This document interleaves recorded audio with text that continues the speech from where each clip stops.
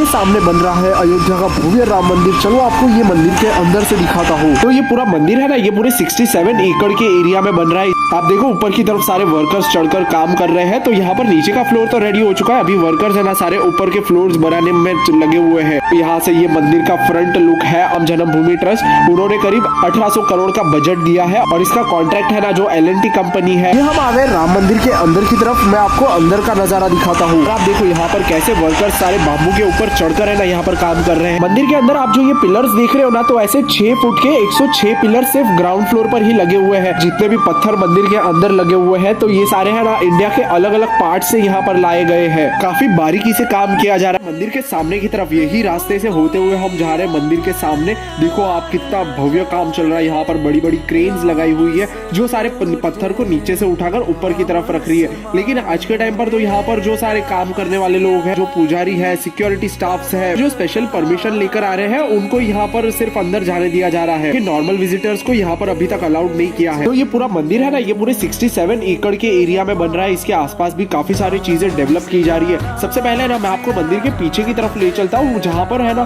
तो इसको गर्भगृह कहा जाता है, जहाँ पर राम जी की मूर्ति की प्राण प्रतिष्ठा की जाएगी जनवरी में। मतलब राम जी की मूर्ति वहाँ पर गर्भगृह के अंदर बिठाई जाएगी। तो ये जो आप पीछे का एरिया देख रहे हो ना, इसे ही गर्भगृह कहा जाता है। ये अभी है ना सिर्फ यहाँ पर फर्स्ट फ्लोर इसका बनकर रेडी हुआ है। इसके आप ऊपर की तरफ देखो सारे वर्कर्स यहाँ पर काम कर रहे हैं। तो ये टोटल है ना यहाँ पर 67 फुट का ऊपर होने वाला है। ऊपर के फ्लोर्स है ना आने वाले टाइम में बनने वाले, लेकिन जितना फर्स्ट फ्लोर पर रेडी हुआ है ना, तो फिर उतना पार्ट है ना यहाँ पर विजिटर्स को ओपन कर दिया जाएगा आने के लिए। आप देखो ऊपर की तरफ सारे वर्कर्स चढ़कर काम कर रहे हैं। तो यहाँ पर नीचे का फ्लोर तो रेडी हो चुका है, अभी वर्कर्स है ना सारे ऊपर के फ्लोर्स बनाने में लगे हुए हैं। और ये गर्भगृह के आसपास का एरिया है ना, उसको परिक्रमा मार्ग कहा जाता है। और अभी हम आ चुके हैं मंदिर की ये फ्रंट साइड में। देखो ये फ्रंट में जो आप गेट देख रहे हो ना, ये गेट को है ना सिंह द्वार कहा जाता है। यहीं से आने वाले टाइम में सारे जो विजिटर्स होंगे उनकी एंट्री है ना मंदिर के अंदर यहीं से होने वाली है। आप देखो मंदिर के बाहर ही देखो कितनी सारी आर्टिस्टिक कार्विंग्स की गई है सारे पत्थर के ऊपर। तो ये सारे है ना पत्थर को काट काट कर और सारे पत्थर के ऊपर कार्विंग करने के बाद सारे पत्थर है ना मंदिर के ऊपर यहाँ लगाए गए हैं। और फिर उसके ऊपर देखो सारी क्रेन्स लगी हुई है। तो सारी क्रेन्स की मदद से ये पूरा कंस्ट्रक्शन वर्क किया जा रहा है। सारे पत्थर को नीचे से ऊपर लगाने के लिए इसे वर्कर अपने हाथों से उठाकर वहां पर ले जाए वो पॉसिबल नहीं है, इसलिए क्रेन्स की मदद ली जाती है। ये तरफ आप देखो यहाँ पर सीढ़ियां बनाई गई है मंदिर के अंदर जाने के लिए। यहीं से सारे विजिटर्स अंदर की तरफ जाएंगे, लेकिन अभी तो यहाँ पर फिनिशिंग वर्क चालू है। और ये सामने आप बोर्ड पर देखो, यहाँ पर लिखा हुआ है 40 डेज टू गो। मतलब ये बोर्ड लगा के रखा हुआ है, ये एक चैलेंज की तरह है कि इतने दिन में हमें ये पूरा काम कंप्लीट करना है और इतने दिन बाद ये मंदिर को हमें ओपनिंग करनी है। यहाँ से ये मंदिर का फ्रंट लुक है। अभी तो ये मंदिर के ऊपर वाले फ्लोर्स बनने बाकी है,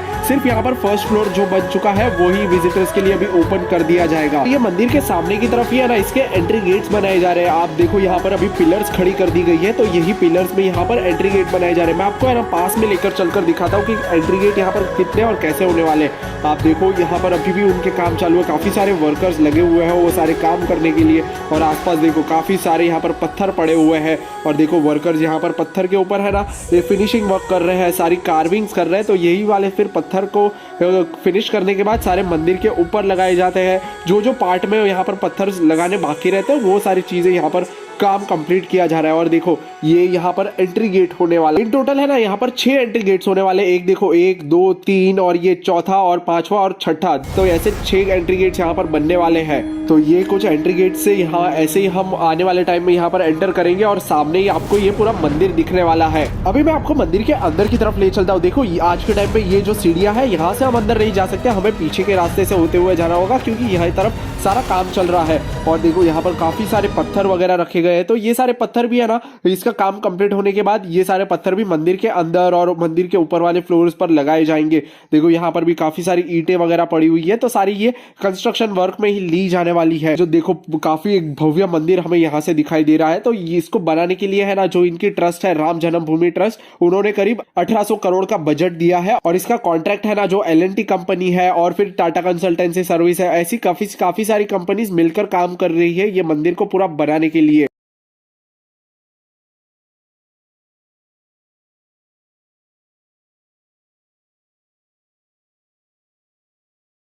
आ चुके पीछे की तरफ। देखो यहाँ पर भी एक सीढ़ियां बनाई गई है, तो यही सीढ़ियों से होते हुए अभी हमें जाना है अंदर की तरफ। जो सारे वर्कर्स हैं वो सारे यही सीढ़ियों से जाते हैं, और अभी यहाँ पर देखो ये बैरिकेड को क्रॉस करके है ना हमें अंदर की तरफ जाना है। और अभी यहाँ पर भी सारा फिनिशिंग वर्क ही चालू है।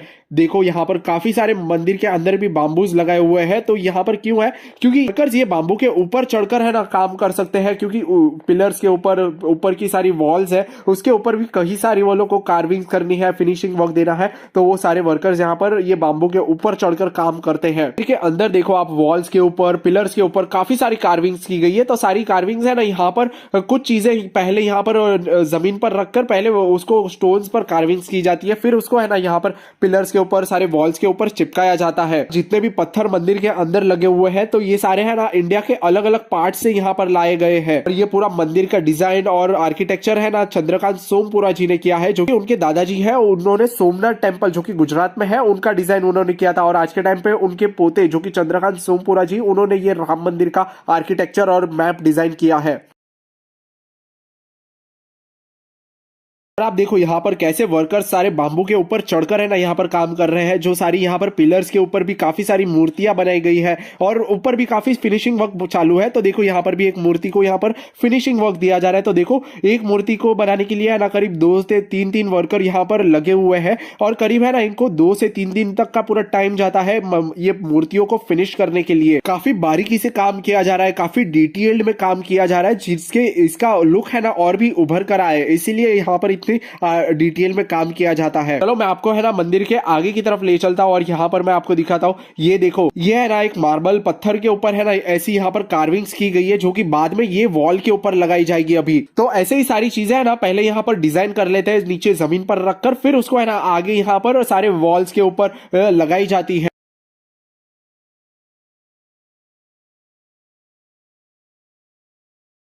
मंदिर के अंदर आप जो ये पिलर्स देख रहे हो ना, तो ऐसे 6 फुट के 106 पिलर सिर्फ ग्राउंड फ्लोर पर ही लगे हुए हैं। और देखो पिलर्स के ऊपर भी काफी सारे यहाँ पर देवी देवताओं की मूर्तियों की कार्विंग्स की गई है। तो सारी चीजें है ना ये हाथ से कार्विंग्स की गई है। इनके ऊपर है ना और भी कलरिंग वर्क बाकी है, सिर्फ इनको कार्विंग करके अभी रखा गया है। मैं मंदिर के आगे की तरफ ले चलता हूं। देखो काफी सारे बाम्बूज लगे हुए हैं जिनके ऊपर वर्कर्स काम करते हैं। और देखो यहाँ पर भी एक वर्कर लगे हुए हैं सारे मूर्तियों को कार्विंग करने के लिए। भाई आप किस चीज का काम कर रहे हो यहाँ पर? हाँ? अच्छा लाइट का, तो कब तक पूरा हो जाएगा ये हो जाएगा मेरे हिसाब से दिसंबर। तो लाइट का काम कितने दिन से कर रहे हो आप यहाँ? साल भर हो गया। अच्छा 1 साल से। तो फिर बिजली कंस्ट्रक्शन में यहाँ पर कुछ दिक्कत नहीं होगी किसी को? हाँ? तो अंडरग्राउंड सारा सिस्टम रहेगा बिजली का यहाँ। और देखो यहाँ छत पर है ना यहाँ पर शैंडेलियर लगाया जाएगा, जिसको झूमर भी बोलते हैं। तो उससे है ना इसका लुक और भी उभर कर आएगा। चलो अभी हम है ना मंदिर के बाहर की तरफ चलते हैं, और मैं आपको दिखाता हूँ कि कहाँ पर वो राम जी की मूर्ति है ना वो बिठाई जाने वाली है। देखो काफी सारे पुजारी लोग यहाँ पर आए हुए हैं, काफी सिक्योरिटी स्टाफ भी होती है अंदर मंदिर की तरफ भी। और देखो आप जो ये तरफ का एरिया देख रहे हो ना, ये बाहर की तरफ है, इसके अंदर ही है ना गर्भगृह है जहां पर राम जी की मूर्ति बिठाई जाने वाली है। देखो मंदिर को देखकर वापस से हम बाहर की तरफ आ चुके हैं। अभी मैं आपको ये तरफ आप जो देख रहे हो ना, यहाँ पर ये पिलर्स वगैरह लगी हुई है, तो ये सारी है ना अंडरग्राउंड है। तो यहाँ पर अंडरग्राउंड टनल बनाए जा रहे हैं। अगर मंदिर के अंदर भीड़ अगर ज्यादा बढ़ जाती है तो उनको है ना अंडरग्राउंड टनल के थ्रू एंट्री एग्जिट दी जा सकती है। तो जैसे ये अंडरग्राउंड टनल भी बनकर रेडी हो जाएंगे ना, तो इसके ऊपर भी जमीन डाल दी जाएगी, पत्थर डाल दिए जाएंगे, जिसके ऊपर से भी लोग चल सके और जिसके नीचे से भी जा सके लोग। और देखो ये राम मंदिर का टॉपिक है ना काफी ज्यादा कंट्रोवर्शियल रहा है। ये राम मंदिर है ना जो अभी बन रहा है वो इतनी आसानी से यहाँ पर ये फोटो में देख सकते हो। जो मस्जिद की ये 3 डोम थी ना, कहा जाता है कि हिस्ट्री और एविडेंस के मुताबिक है ना उसी के नीचे राम जी का भी जन्म हुआ।